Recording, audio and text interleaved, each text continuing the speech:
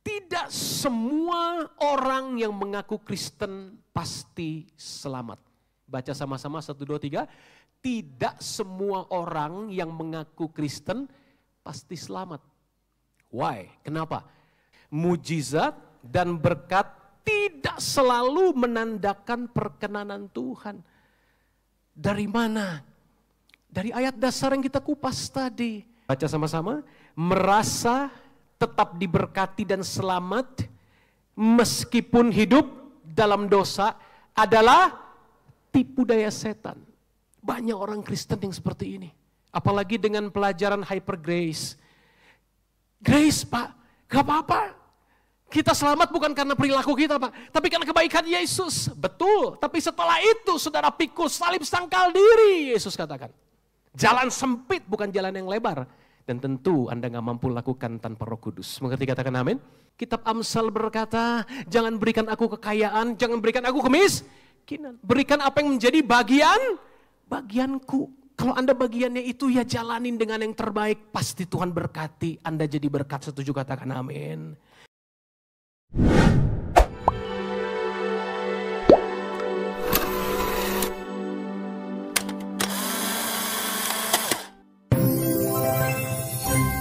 Haleluya. Sebelum Bapak Ibu duduk, kasih salam kiri kanan, bilang Yesus sayang banget sama kamu. Haleluya. Silakan duduk. Shalom. Apa kabar? Nah, penting sekali hari ini saya berikan satu tema yang sebetulnya sangat penting. Nah, saya nggak pernah dengar ini didengungkan, seringkali cuma disinggung sedikit, tapi kali ini kita akan kupas kebenaran ini. Saya beri judul mengenal belum tentu dikenal. Multimedia bisa bantu saya? Ya, mengenal belum tentu dikenal. Ayat dasar kita yang sangat terkenal di Matius 7 ayat 21 sampai 23. Sambil menunggu multimedia, kalau Bapak Ibu sudah punya Alkitab, aplikasi Alkitab di handphone, bisa langsung. Puji Tuhan sudah tampil ya. Kita baca bersama-sama 1, 2, 3.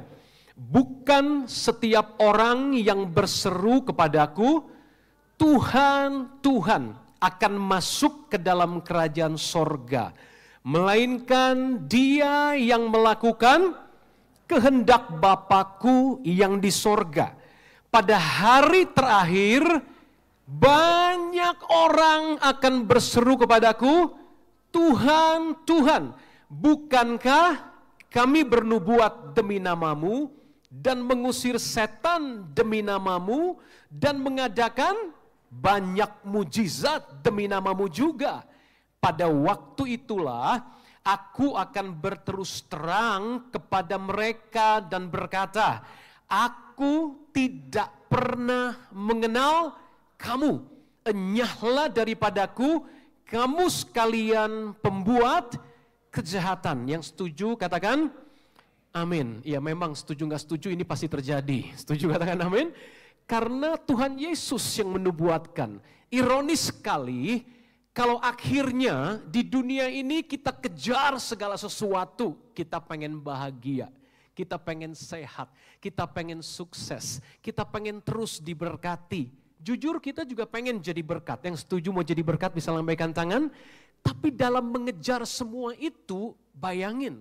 Kita sibuk pelayanan, kita sibuk melakukan segala yang kita perlu dan harus lakukan. Mengejar impian cita-cita kita. Tapi di akhir dari semuanya, waktu kita menghadap hakim yang adil, hakim yang agung.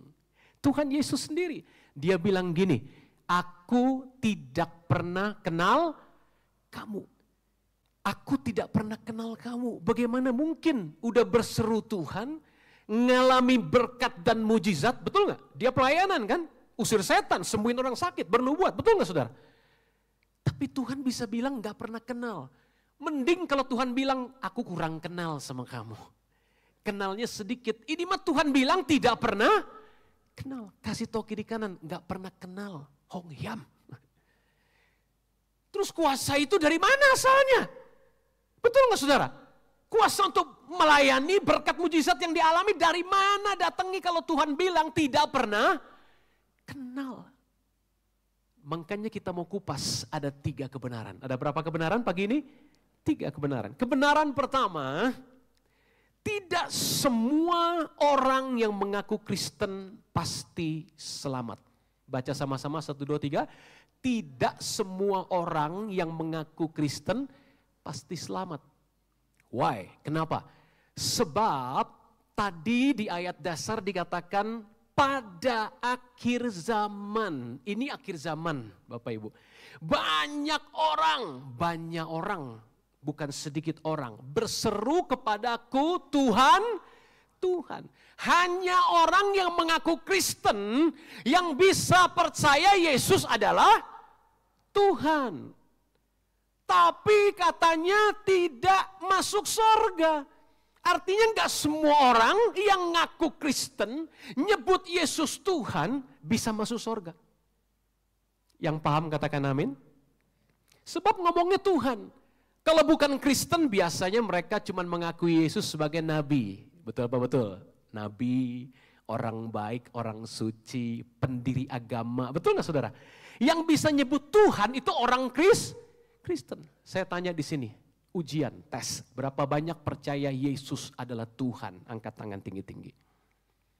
Kasih tahu kiri kanan, jangan sombong, belum tentu selamat. Kasih tahu kiri kanan. Tanpa Roh Kudus, orang gak bisa ngaku Yesus Tuhan. Amin, Alkitab bilang gitu. Tidak seorang pun datang kepadaku kalau Bapa tidak menarik mereka kepadaku. Yesus bilang gitu. Tapi toh pada akhir zaman Yesus sendiri bilang, enggak semua yang manggil aku Tuhan bisa selamat. Jadi hati-hati. Kalau begitu apa dong standar kekristenan? Yuk kita baca sama-sama. 2 Petrus 1 ayat 10 sampai 11. 1, 2, 3. Karena itu saudara-saudaraku berusahalah sungguh-sungguh supaya panggilan dan pilihanmu makin teguh. Sebab jikalau kamu melakukannya kamu tidak akan pernah tersandung. Dengan demikian kepada kamu akan dikaruniakan hak penuh. Katakan hak penuh. Katakan hak penuh. Untuk memasuki kerajaan kekal yaitu kerajaan Tuhan dan Juru Selamat kita Yesus Kristus. Jadi untuk masuk surga saudara dan saya perlu dikaruniakan hak penuh. Katakan hak penuh. Kalau ada hak penuh berarti ada hak yang tidak penuh. Berarti orang Kristen yang tadi nyebut Tuhan, Tuhan ditolak, mereka nggak dapat hak penuh. Makanya nggak bisa masuk kerajaan kekal, kerajaan Yesus Kristus Tuhan dan Juru Selamat kita. Pertanyaannya untuk dapat hak penuh bagaimana? Petrus bilang begini, yang pertama dia bilang saudara-saudaraku berusahalah sungguh-sungguh. Tanya kiri kanan, kamu sungguh-sungguh nggak ikut Yesusnya? Atau asal-asalan, atau rutinitas? Sungguh-sungguh, katakan saya mau sungguh-sungguh. Supaya apa? Panggilan dan pilihanmu makin teguh. Alkitab bilang. Jadi di sini bukan enggak teguh saudara. Ini Petrus tulis surat sama orang yang sudah teguh panggilannya. Pilihannya udah teguh. Sekali Yesus tetap Yesus. Tapi Petrus bilang enggak cukup cuman teguh. Harus makin teguh. Beda loh saudara, teguh sama makin teguh. Ada bedanya nggak saudara? Beda, ada makin di situ. Mengerti katakan amin? Makin teguh, teguh aja nggak cukup. Tiap hari harus semakin teguh. Yang mau katakan amin? Kalau kita makin teguh dengan cara sungguh-sungguh tadi, maka dikatakan jika kamu melakukannya, kamu tidak akan pernah tersandung. Banyak nggak orang Kristen tersandung hari-hari ini? Banyak, Pak Yogi, saya tersandung. Kenapa? Tuh lihat pendetanya nggak bener, tersandung saudara. Yang nggak bener pendetanya dia yang tersandung. Pak Yogi, saya nggak mau ikut Tuhan lagi, nggak mau gereja-gerejaan lagi, nggak mau Tuhan-Tuhanan, kul-kulan, komsel-komselan, nggak mau. Kenapa? Itu tuh ketua kulnya belagu Pak, sombong. Saya nggak mau Pak. nggak mau pelayanan lagi di musik. Aduh, itu pemusik ya, pemain keyboard ya, judesnya minta ampun Pak nggak mau ke gereja sini. Kenapa? Asyirnya Pak, salaman ke saya, mukanya ke sono Pak. Saya nggak dianggap Pak, keset. Dia bilang. Banyak nggak orang Kristen tersandung? Lihat orang Kristen di multimedia, YouTube. Wah hebat diurapi, tiba-tiba jatuh dalam dosa. Berzina, anak ke-15, istri simpanan 17 saudara. Wah tersandung saya Pak, pindah agama Pak.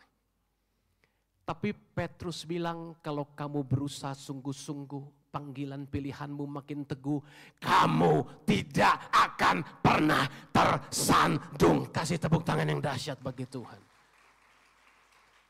Bodoh amat mereka mau bikin apa? Urusannya sama Tuhan Yesus. Saya juga punya urusan sama Tuhan Yesus. Saya tidak mau tersandung. Yang tidak mau tersandung, kasih tepuk tangan yang dahsyat bagi Tuhan Yesus. Tapi aneh, banyak orang Kristen pilih tersandung nggak saudara? Hah? Banyak nggak orang Kristen yang pilih tersandung? Banyak, kasih tahu kiri kanan, bertobat. Ya kita nggak sempurna, dengan pertolongan anugerah Tuhan Yesus kita makin didewasakan. Yang percaya katakan amin. Kasih tepuk tangan yang dahsyat bagi Tuhan Yesus. Bapak Ibu bicara soal kedewasaan rohani. Konteks ini, ayat-ayat ini, kalau Bapak Ibu selidiki di atasnya, ternyata ada 8 tingkat kedewasaan rohani. Yang pertama itu iman. Katakan sama-sama, iman. Siapa yang percaya beriman Yesus Tuhan Juru Selamat, kita mati bagi dosa, kita bangkit dari antara orang mati. Kasih tepuk tangan yang paling dahsyat. Wow! Kasih tahu kiri kanan, jangan sombong baru level 1. Gitu. Bapak Ibu percaya Yesus, bertobat itu baru level 1. Enggak cukup, makanya kita perlu dikaruniakan hak penuh. Sekali lagi katakan hak penuh. Haknya jangan baru 1/8 Bapak Ibu. Karena ada 8 tingkat. Setelah kita punya iman, Petrus bilang apa? Tambahkanlah kepada imanmu kebajikan. Katakan sama-sama, kebajikan. Banyak orang Kristen beriman, percaya Tuhan Yesus, tapi di luar hari Minggu, orang bilang lebih serem dari monster Pak, kejamnya, peditnya Pak, judesnya, jahatnya, liciknya. Kasih tahu kiri kanan, saya kenal orangnya, bilang gitu. Jangan ngaku, jangan. Bapak Ibu, iman aja nggak cukup. Iman tanpa perbuatan sama dengan mati. Perbuatan tanpa iman sama dengan dosa, kata Paulus. Iman tanpa perbuatan sama dengan mati, kata Yakobus. Harus seimbang saudara. Iman harus dasarnya perbuatan. Perbuatan harus dasarnya iman, iman akar dari perbuatan. Yang paham katakan amin. Setelah kebajikan tambahkanlah pengetahuan. Katakan sama-sama pengetahuan. Makanya di gereja kita ada kom, ada kul, ada ibadah minggu, ibadah rabu, ibadah sabtu, ada next gen. Semua itu untuk memperlengkapi pengetahuan kita makin kenal firman Tuhan. Yang setuju katakan amin.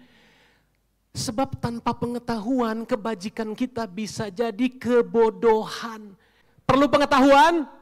Perlu belajar. Pengetahuan firman kita perlu. Tapi ingat roh, jiwa, tubuh. Jiwa dan tubuh kita juga perlu pelajaran. Gimana caranya makan yang sehat. Kita doa puasa, minta kesembuhan ilahi, makannya jeroan terus, kurang pengetahuan Bapak Ibu.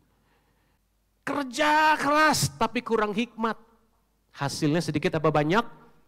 Sedikit, kurang pengetahuan. Pengetahuan penting, terutama firman Tuhan. Nanti Tuhan pimpin hikmat, perlu belajar area apa yang Anda perlukan. Yang mau katakan, amin. Pengetahuan aja nggak cukup, level 4 harus ada apa? Baca. Penguasaan diri.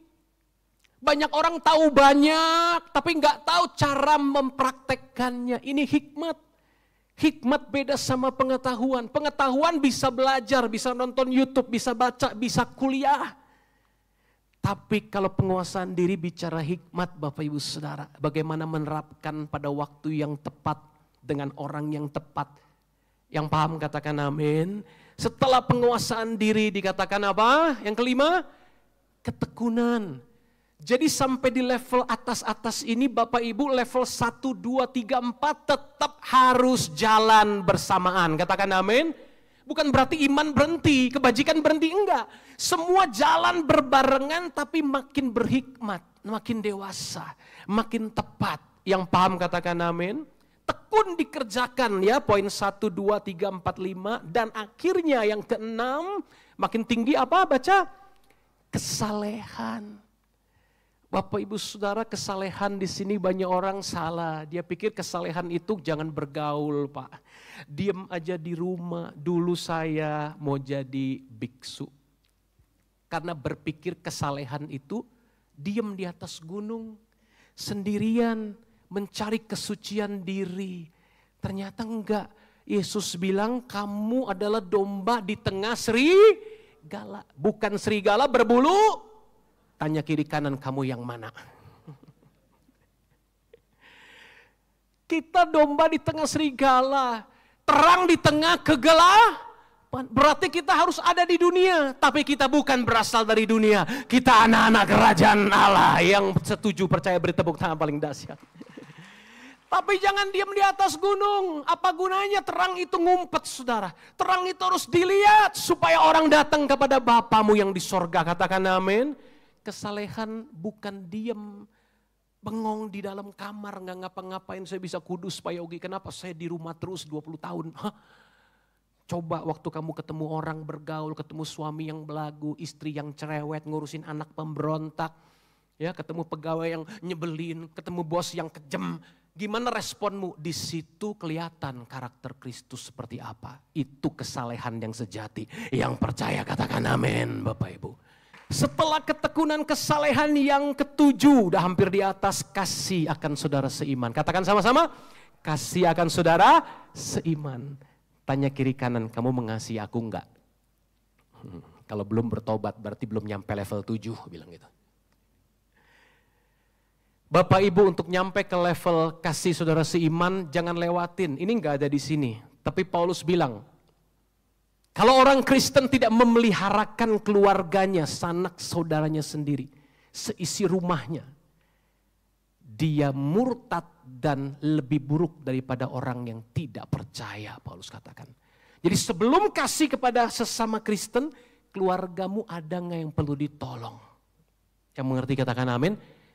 Suamimu, anakmu, papa mamamu, mertuamu, mantumu, ada yang perlu ditolong. Itu dulu. Setelah itu bersama-sama, semua ini bersama-sama ya, baru kasih kepada saudara seiman. Baru terakhir puncaknya kasih kepada semua orang. Banyak orang Kristen keliru, terbalik. Biar gua kelihatan rohani, Pak Yogi, kasih pada semua orang. Sumbang itu, orang non-Kristen saya kasihi Pak. Di rumah istrinya sakit kepala ngadepin dia saudara. Kenapa? Dia lupa ada tingkatannya. Kasihi sanak keluargamu dulu. Memeliharakan seisi rumahmu.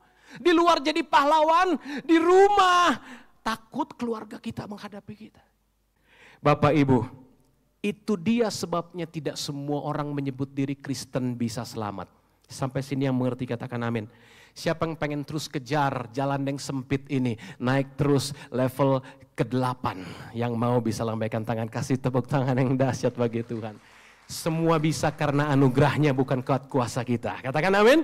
Yang kedua, pelajaran kedua, Bapak Ibu Saudara, mujizat dan berkat tidak selalu menandakan perkenanan Tuhan. Dibaca 1, 2, 3. Mujizat dan berkat tidak selalu menandakan perkenanan Tuhan.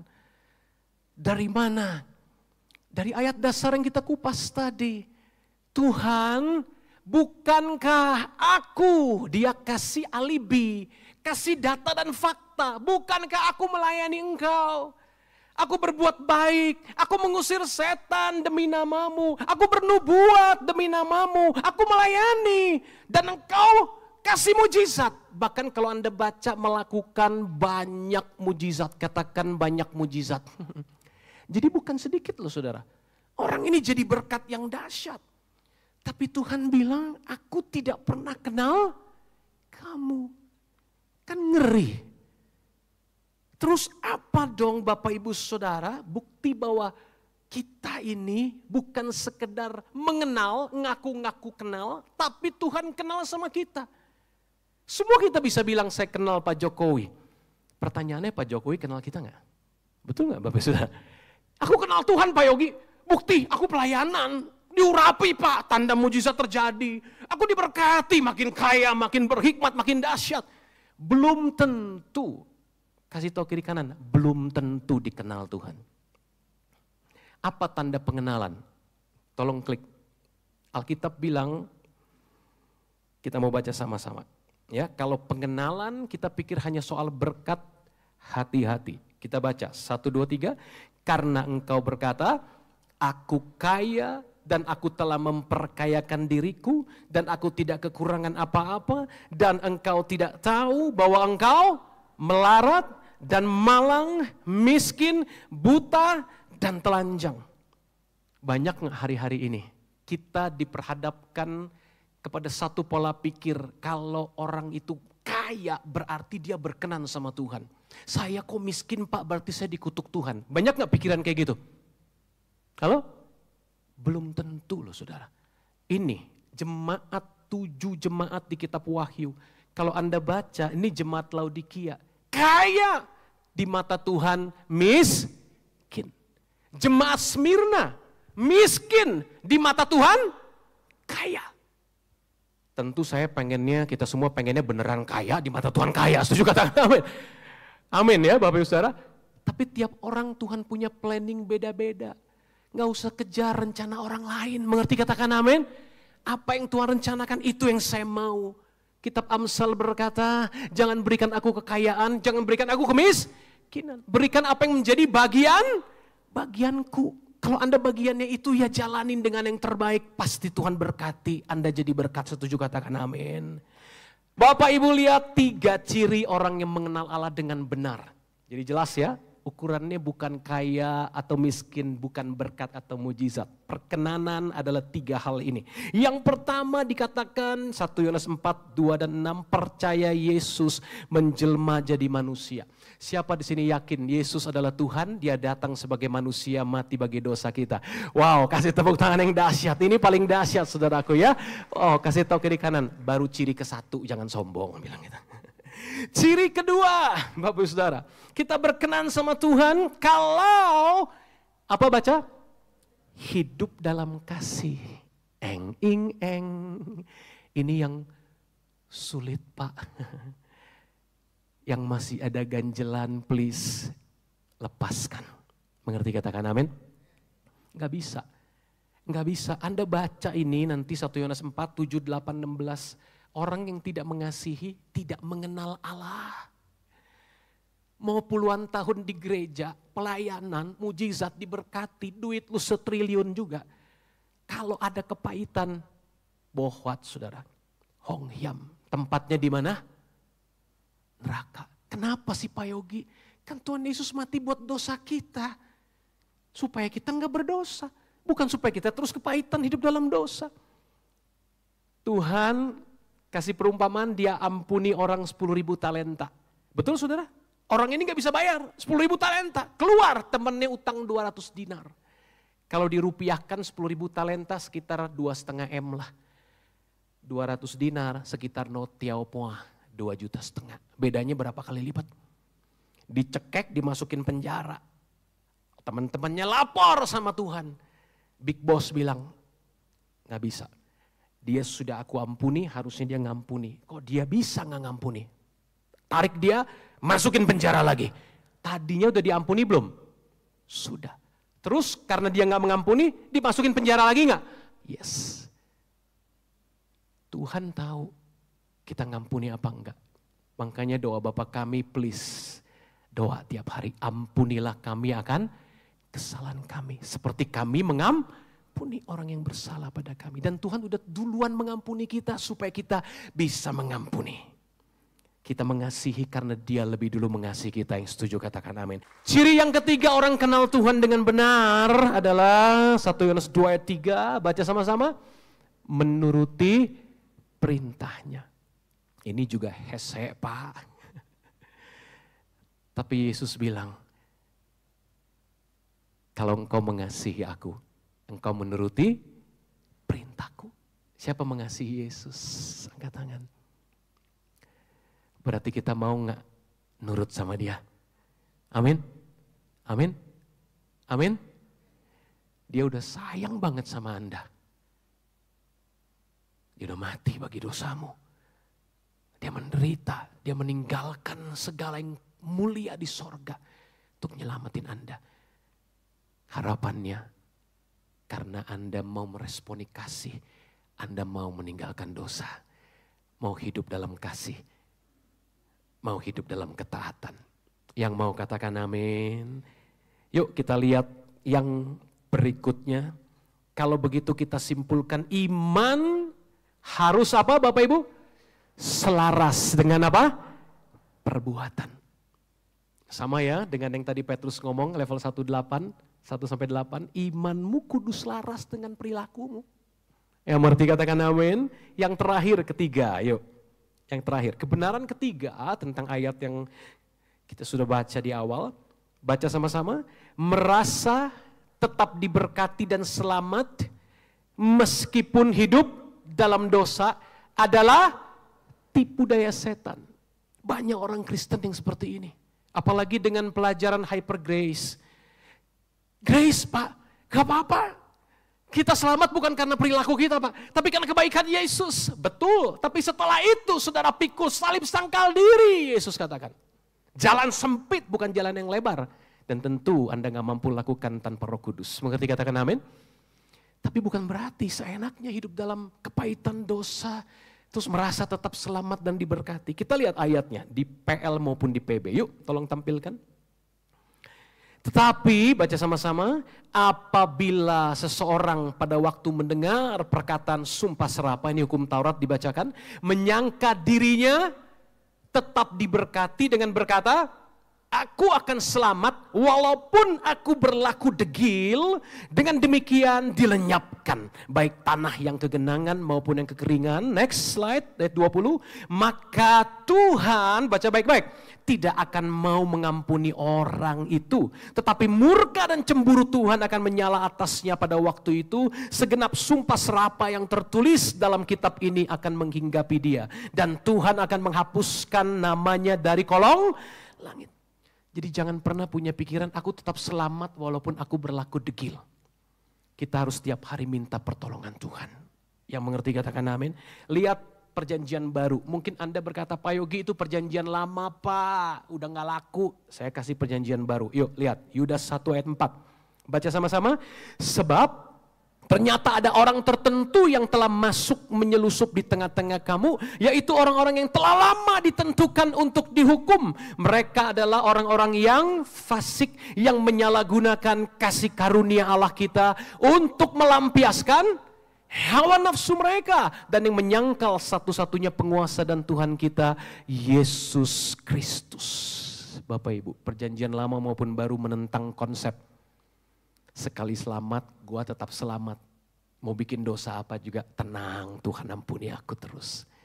No, Tuhan Yesus sangat mengasihi kita.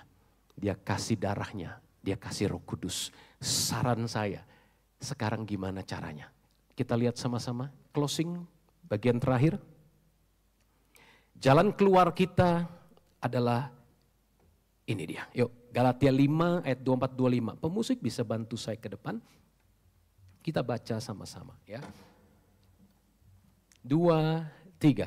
Barang siapa menjadi milik Kristus Yesus, ia telah menyalibkan daging dengan segala hawa nafsu dan keinginannya. Jikalau kita hidup oleh Roh, baiklah hidup kita juga dipimpin oleh Roh. Berapa banyak yang menjadi milik Kristus Yesus? Bisa lambaikan tangan, milik Yesus, milik Yesus. Kasih tepuk tangan yang dahsyat sekali lagi buat Tuhan Yesus. Wow.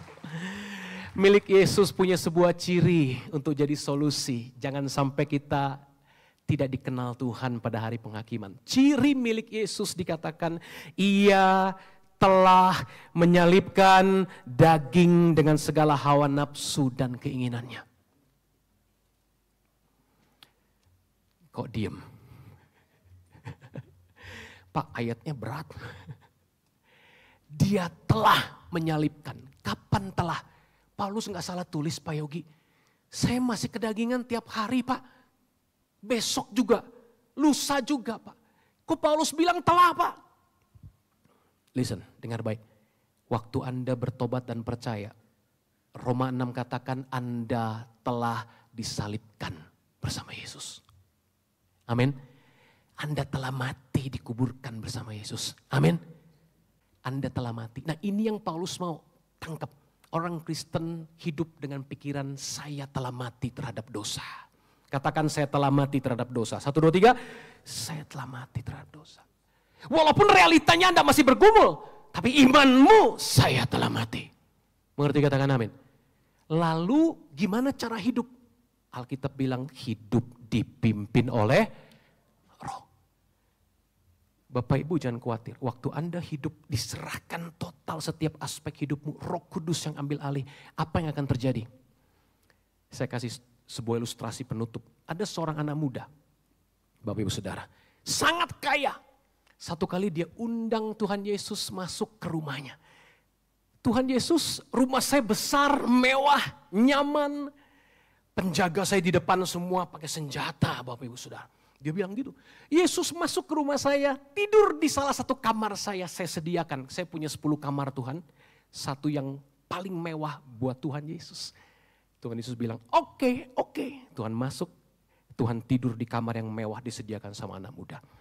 Tiba-tiba malam hari terdengar pintu. Anak muda kaget bangun dari tidur. Dia buka pintu, ternyata di depan pintu iblis. Siapa Bapak Ibu? Iblis ketok pintu. Dia langsung digebukin.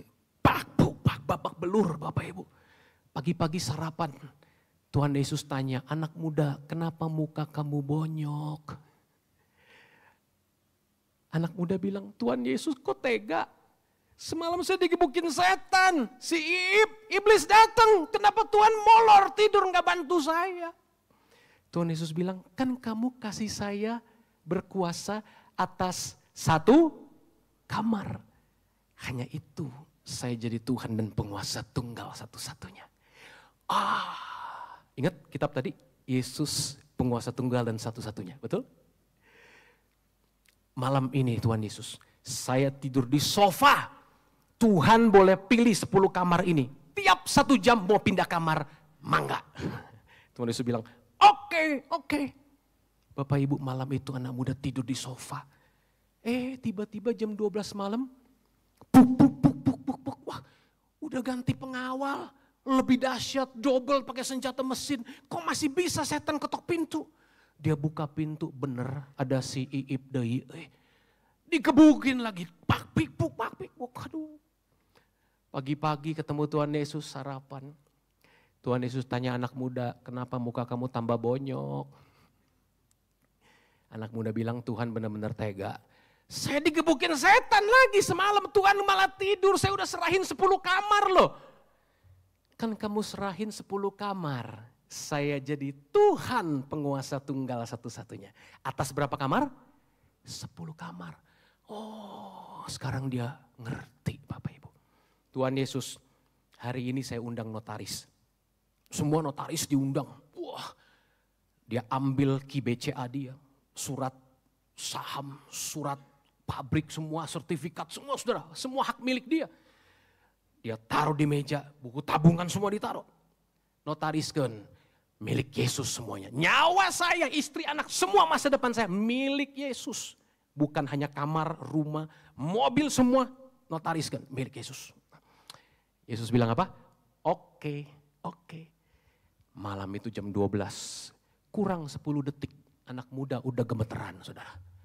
Kumaha kalau datang deui? Kurang 5 detik, kurang 2 detik, teng, jam 12, aduh setan nongol deui si Ibu. Dia mau buka pintu, tangannya gemeteran, Bapak Ibu Saudara. Tiba-tiba dari samping ada tangan berlubang paku, pegangan pintu. Dia bilang, it's my turn, giliran saya. Siapa itu Bapak Ibu? Yesus. Yesus buka pintu. Bapak Ibu, ikut Yesus gak bisa separuh daging, separuh rohani. Pikul salib, sangkal diri. Serahkan semua milikmu. Bukan kehendakku, tapi kehendakmu. Itu namanya Yesus jadi Tuhan. Orang Kristen sering terbalik. Tuhan dijadiin jongos. Suruh ini, suruh itu. Dia penguasa tunggal yang mau katakan amin. Saya undang kita makin berdiri sama-sama.